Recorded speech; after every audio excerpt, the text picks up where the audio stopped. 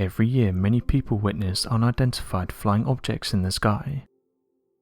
The majority of these eventually get explained, but there are some that remain a mystery and get labelled by UFO researchers as the real deal. What's interesting though is when professionals like airline pilots, astronauts and even the police detail their encounters. People give these types of sightings more credibility, as these people for the most part are said to be level-headed. However, one Marshall County sheriff was left confused after he encountered some mysterious lights in the sky. The story begins in 1979, when a county sheriff was on patrol at 1:40 a.m. As he was driving down Highway 220, he claims that he drove into a ball of white light. He claimed the object was very bright, measuring in at 8 to 12 inches in diameter and hovering roughly 3 to 4 feet off the ground. Johnson said this in a police interview, going on to say that the object had edges that were very defined.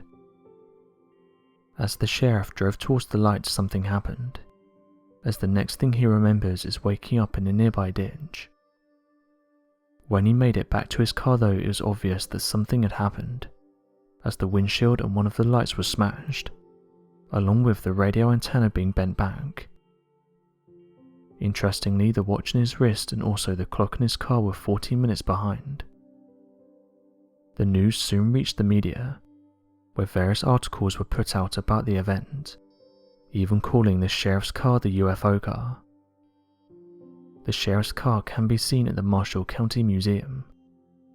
It often gets displayed around the country, with the story being retold. So what actually happened? UFO researchers have labelled the incident as one of the most important UFO cases, and this is because it's not just a story, there's actual physical evidence to back up their claims, something that doesn't happen very often in the world of ufology. The story goes that after the encounter, Sheriff Johnson didn't want to be contacted, and even went on to distance himself from his friends and family, living a quiet life and not wanting to talk about the events that unfolded that night. As it turns out though, this isn't the case, and various people have managed to get hold of him in recent years. When asked about what happened that night and whether it was a UFO, the sheriff said the following: "People don't really ask me about that anymore. I remember looking up at the sky and thinking what happened. After that, I pretty much got on with my life."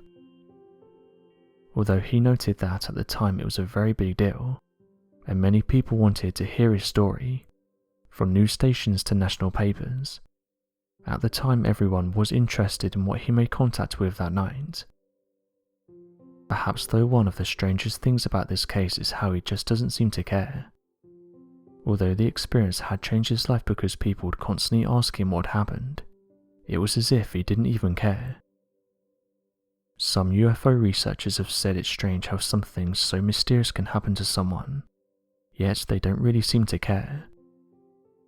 After all, if this happened to most people, they'd want answers for what they made contact with. He's even said himself that he lost time after hitting the light. He said that he's had people turn up at his house and speculate about what it was, going on to say that he usually just sips a drink and waits until they go away.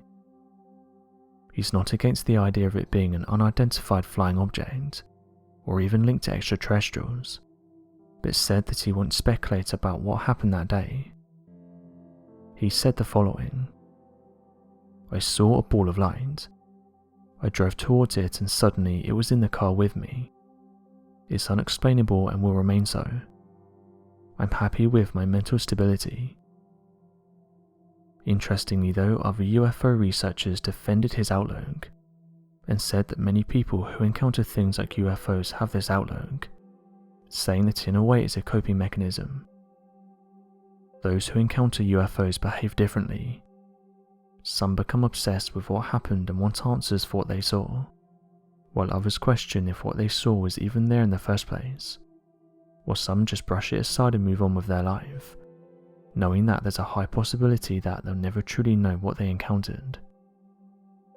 The sheriff did say that at most it's just an interesting story to tell at the bar, His account though does seem to stand out, with researchers saying they don't think there's ever been someone who's had such a close encounter and doesn't seem to care about what it was. After all, driving into a bright light, being knocked out for several minutes, and waking up outside of your car with your watch not working is the stuff of fiction. Yet this individual had proof this happened. Skeptics though have said they have another idea, and instead he may have accidentally crashed the car, and as a way of covering for himself made up the story of the UFO. In a way this makes much more sense, and some have said it's caused them to say this because of his outlook, saying that if this happened to anyone else, there would be a part of them that would want answers. However, others came to his defense and said that we all handle these types of things different, saying that he might just be in denial. Close encounters are perhaps one of the most interesting topics when talking about UFOs. It seems so out there, yet so many have detailed similar encounters. The question is, if they were lying, why would people go through the trouble of coming forward with their story, knowing that they'll be judged? It's an interesting topic that many still don't understand. At this moment in time we can only speculate. UFO researchers have said though it's one of the best close encounter experiences, and that it's likely that we'll never truly understand what happened that night. So what do you guys make of this interesting UFO case? Do you think the sheriff did drive into a bright light and lose time?